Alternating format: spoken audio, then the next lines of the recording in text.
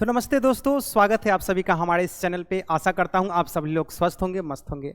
आज हम एक एडवर्टीजमेंट लेकर के आए हैं जो कि जैसा कि आप देख सकते हैं, गवर्नमेंट ऑफ बिहार, तो बिहार से एक वैकेंसी है जो कि टीचर लोगों के लिए है। तो जो भी टीचर से रिलेटेड इंटरेस्टेड कैंडिडेट होंगे उनके लिए एक बेहतरीन मौका है, और जो लाइब्रेरियन होंगे उनसे रिलेटेड। ठीक है, तो चलिए हम डिस्कस करते हैं और देखते हैं, एडवर्टीजमेंट की ओर मूव करते हैं और देखते हैं कि क्या कुछ उसमें एलिजिबिलिटी क्राइटेरिया है और आप सबको क्या योग्यता मांगा गया है वहाँ पे। जैसा कि आप देख रहे हैं, बिहार सरकार अल्पसंख्यक कल्याण, तो ये कल्याण विभाग का नोटिस है जो कि आपको वेबसाइट पे अपलोड किया हुआ है कल्याण विभाग के। तो सेवानिवृत्त स्नातक शिक्षक और स्नातकोत्तर शिक्षक और पुस्तकालय अध्यक्ष नियोजन हेतु विज्ञापन है ना। तो ये नियोजन के बेसिस पे वैकेंसी है। सेवानिवृत्त स्नातक शिक्षक और स्नातकोत्तर शिक्षक और पुस्तकालय अध्यक्ष के नियोजन हेतु विज्ञापन। ठीक है,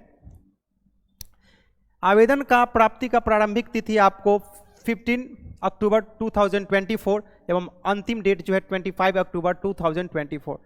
ये डेट पहले ही डिक्लेयर कर दिया है क्योंकि डेट जो है इसमें बहुत कम समय दिया है, महज 10 दिनों का समय दिया है। तो आप लोग ध्यान से देखेंगे और आइए देखते हैं। कहा गया है कि कल्याण विभाग के अंतर्गत 13 अल्पसंख्यक आवासीय विद्यालय के संचालन हेतु शैक्षणिक और गैर शैक्षणिक पदों की कुल 481 पदों, ठीक है, कुल 481 पदों की स्वीकृति प्रदान की गई है। तो कल्याण विभाग की तरफ से जो है 13 अल्पसंख्यक आवासीय विद्यालय का संचालन किया जाना है, जिसके लिए जो है स्वीकृति दे दी गई है और 481 पदों का सृजन कर दिया गया है। वर्तमान में जो है आपको 2 जिलों दरभंगा और किशनगंज में अल्पसंख्यक विद्यालय में 9वीं से 12वीं की कक्षाएं संचालित किया जाना है। तो अभी प्रेजेंट में जो है केवल 2 जिला में आपको, पहला जिला दरभंगा, दूसरा किशनगंज, जहां पे 9वीं से 12वीं तक के कक्षा को संचालित किया जाना है। दूसरा जो यहाँ पे ये पॉइंट ये कहता है कि जो आवासीय विद्यालय हैं उनमें जो टीचर बिहार सरकार के जो स्कूल होता है, माध्यमिक स्कूल होता है या फिर जवाहर नवोदय विद्यालय स्कूल है ना, या फिर केंद्रीय विद्यालय स्कूल के जो भी शिक्षक एवं शिक्षिकाएं हैं उनके लिए जो है ये मौका है। जो कार्य कर रहे हैं या फिर कार्य कर चुके हैं, जिनके पास जो है कार्यरत हैं, तो उनके लिए ये मौका है। देखिए यहाँ पे कहता है कि अल्पसंख्यक आवासीय विद्यालय में उच्च माध्यमिक शिक्षक 10+2 और माध्यमिक शिक्षक एवं पुस्तकालय अध्यक्ष के स्वीकृत पद के विरुद्ध निम्नलिखित रिक्त पदों पर राज्य सरकार के, देखिए यहाँ पे गौर कीजिएगा, राज्य सरकार के विद्यालय, यानी जो राज्य सरकार के विद्यालय हैं एवं जवाहर नवोदय विद्यालय, केंद्रीय विद्यालय से सेवानिवृत्त स्नातक शिक्षक, यानी जो सेवा दे चुके हैं और ग्रेजुएशन के टीचर रह चुके हैं, उस टीचर के लिए जो वैकेंसी है। स्नातकोत्तर शिक्षक और पुस्तकालय अध्यक्ष के पद से सेवानिवृत्त कर्मियों को उक्त पदों पर सामान्य प्रशासन विभाग बिहार पटना के संकल्प संख्या इतना में दिनांक इतना में संविदा नियोजन के सभी शर्तों के अधीन राज्य सरकार की आरक्षण नीतियों के अधीन संविदा पर नियोजित किए जाने हेतु आवेदित प्रमाण पत्र मांगे गए हैं। तो यहाँ पे यह कहता है कि जो टीचर सरकारी स्कूल में नियोजन पर हैं या फिर कॉन्ट्रैक्ट पर हैं, जो भी हैं, उसके बाद जवाहर नवोदय विद्यालय में काम कर रहे हैं, जो कोई भी टीचर, चाहे वो परमानेंट हो चाहे कोई भी हो, क्योंकि एज लिमिट जो है आपका अधिकतम 65 साल मांगा गया है। तो जिनका एज लिमिट 65 साल से ज़्यादा होगा वही एलिजिबल केवल नहीं होंगे, बाद बाकी सब एलिजिबल है। इसलिए इस बातों को, हालांकि शुरू में एज लिमिट नहीं दिया है, नीचे एज लिमिट दिया हुआ है, हम आपको वो भी दिखाएंगे, मैंने पहले ही बता दिया। इसलिए अब चलिए देख लीजिए, यहाँ पे आपको 10+2 पे जो पद है वो इतना सब्जेक्ट का है, और देखिए माध्यमिक के लिए ये सब्जेक्ट रहा, और एक पुस्तकालय अध्यक्ष है, ठीक है, जिसके लिए आपको 2 पद है। कुल मिलाकर के 46 यहाँ पे वैकेंसी है। तो अलग अलग विषय में जो है अलग अलग वैकेंसी है। तो आप लोग अपना जो जिनका जो विषय होगा वो अपना विषय चेक कर लेंगे और फॉर्म को अप्लाई करेंगे। चलिए इस प्रोसेस में आगे देखते हैं।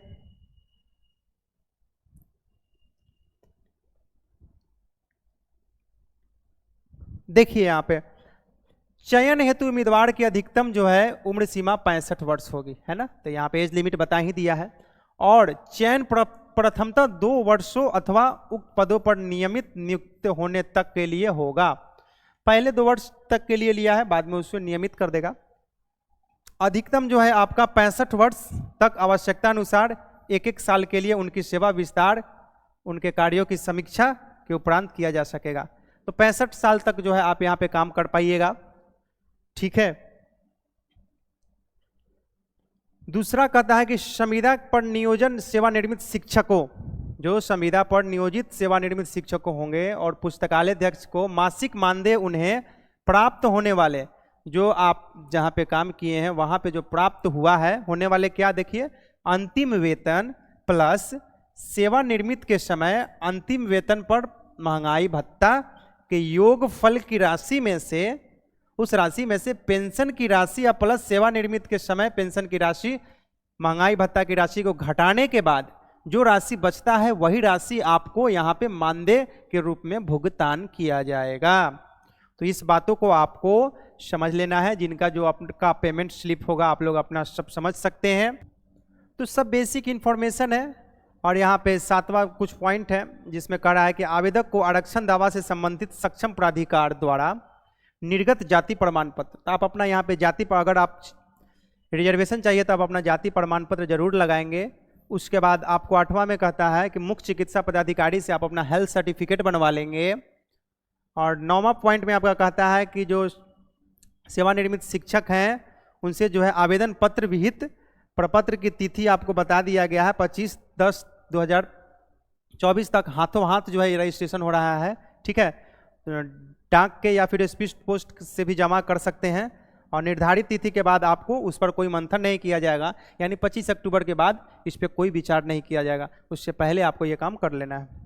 11 नंबर पॉइंट कहता है कि सेवानिवृत्त शिक्षकों को आवासन की सुविधा उपलब्ध रहने के लिए आपको पदस्थापित जो आवासीय स्कूल होंगे वहीं आपको दिया जाएगा। अगर वहाँ आवासीय नहीं है, अगर वहाँ पे रहने की सुविधा अगर नहीं है उस आवासीय विद्यालय में, तो आप स्वाभाविक है कि आप जहाँ रहेंगे वहाँ का आपका पता, संपर्क, दूरभाष, मोबाइल नंबर विद्यालय को उपलब्ध कराना होगा। तो ये सब इन्फॉर्मेशन है, तो आप लोग अपना देख लीजिएगा। अब बात हम कर लेते हैं आवेदन पत्र की। जो देखिए ऑफलाइन यही फॉर्म भराएगा, जिसमें आपको फॉर्म में क्या कहा गया है, आवेदित पद का नाम, ठीक है, आवेदक का नाम, अपना जो नाम है यहाँ पे जिसके लिए आवेदन करेंगे उसको यहाँ पे टिक कर देंगे, ठीक है। अगर आपने 10+2 के लिए किया तो 10+2 को, उसके बाद अपना नाम, फादर्स नेम, मदर्स नेम, उसके बाद डेट ऑफ बर्थ और सेवानिवृत्त तिथि, है ना, जो आप अपना जॉब का यहाँ पे जो सेवानिवृत्त तिथि है वो डाल देंगे। उसके बाद आधार नंबर, पैन कार्ड नंबर, और इस तरीके से जो है आरक्षण वगैरह जिस आरक्षण में आते हैं, और वहाँ पे पासपोर्ट साइज फोटो, ठीक है। और अपना स्थायी पता यहाँ पे मांगा गया है, शैक्षणिक योग्यता और किस विषय में आपका है। उसके बाद ये सब एलिजिबिलिटी क्राइटेरिया का नाम। उसके बाद यहाँ पे कह रहा है 17 नंबर पॉइंट, विद्यालय का नाम, राज्य सरकार के विद्यालय, जवाहर विद्यालय का जहाँ पूरा पता जहाँ से सेवानिवृत्त हुए, तो आप जहाँ पे काम कर चुके हैं उस विद्यालय का यहाँ पे नाम दे देंगे, ठीक है। किस विषय पे काम किए हैं उस विषय का नाम, और यहाँ पे आपको कोषागार बैंक का नाम, जहाँ पेंशन प्राप्त कर रहे हैं ना, तो किस बैंक में आपका पेंशन जा रहा है वो उसको जो है यहाँ पे आपको दे देना है इंफॉर्मेशन। और घोषणा पत्र यहाँ पे भर करके और साइन कर देना है, और अपना डॉक्यूमेंट लगा करके स्पीड पोस्ट कर देंगे हाथों हाथ, ठीक है। स्पीड पोस्ट आपको कहाँ करना है वो भी हम बताते हैं। देखिए आप जो फॉर्म भर लेंगे उसके बाद फॉर्म को आपको इस लोकेशन पे जमा करना है। देखिए यहाँ पे करा उक्त आवेदन अल्पसंख्यक कल्याण विभाग निदेशालय, प्रथम तल, चतुर्थ ब्लॉक, पुराना सचिवालय, पटना, है ना। तो आपको फॉर्म को सबमिट करने के लिए पटना आना होगा, और पटना में कार्य दिवस में हाथों हाथ अथवा पंजीकृत डाक में स्पीड पोस्ट से जमा किया जा सकता है, या फिर इस लोकेशन पे जो है स्पीड पोस्ट कर सकते हैं। आवेदन जमा करने की प्रारंभिक तिथि आपको 15/4/2024 है, और आपको यहाँ पे 25/10/2024 है जो कि लास्ट डेट है। फिलहाल 46 पदों के लिए आवेदन मांगा गया है जो कि 2 जिला में है, ठीक है। यहाँ तक कि फॉर्म के फीस कुछ लग ही नहीं रहा है, फॉर्म का कुछ भी फीस नहीं है, यानी कि नो फी का कहीं कोई जिक्र नहीं किया गया है। ठीक है, तो इस फॉर्म को फिलअप करने में कोई फ़ी नहीं लग रहा है। तो चलिए, आशा करता हूँ कि आप सबको ये जो वीडियो होगा पसंद आया होगा, और हमारे वीडियो को लाइक करें, शेयर करें, सब्सक्राइब करें, और अपने दोस्तों के साथ भी शेयर करें ताकि उनको भी जो है ये इन्फॉर्मेशन मिल सके। जो भी कर्मी होंगे विद्यालय के, या फिर जवाहर नवोदय विद्यालय के, या फिर आपको केंद्रीय विद्यालय के जो भी शिक्षक होंगे वो इस फॉर्म को अप्लाई कर सकते हैं, और उनको यहाँ पे जो है एक अच्छा मौका मिलेगा फिर से पुनः ज्वाइन करने का। ठीक है, तो चलिए फिर मिलते हैं एक अगले वीडियो में, तब तक के लिए जय हिंद।